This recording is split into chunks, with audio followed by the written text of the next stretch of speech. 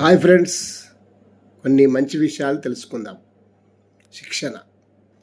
మనము దేనిలోనైనా నైపుణ్యం సాధించాలంటే ప్రత్యేక శిక్షణ అవసరం. అది ఏ చిన్న పనైనా పెద్ద పనైనా తేడాలుండవు.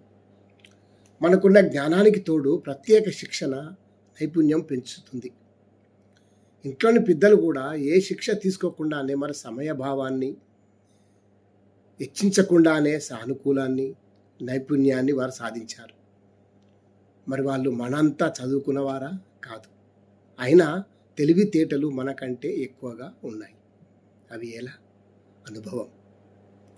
నిత్య జీవితంలో నిద్ర లేచిన క్షణం నుంచి రాత్రి వరకు, నిద్రించే క్షణం వరకు ఏం చేయాలో చేయకూడదో తెలియజెప్పేదే ఆత్మీయులు, సహాయకులు, అమ్మ నాన్న. వీరందరూ మన మీద ప్రేమతో, వాత్సల్యంతో మన దగ్గరుండి మంచి విషయాలు చెప్తారు. మనమేమో విసుక్కుంటాము. ఆ వారసత్వ సంపదకు పెద్దలకు పెట్టినదే అదొక మంచి మర్యాద. దానికి రుసుం లేదు. శిక్షణలో మనం ప్రత్యేకంగా నైపుణ్యం సాధించాలంటే డబ్బులిచ్చి మరీ శిక్షణ తీసుకుంటాం.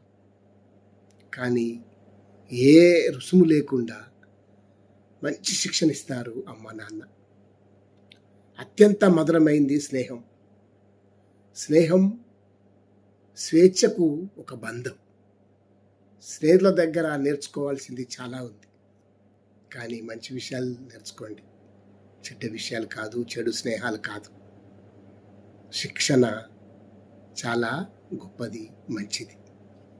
Thank you.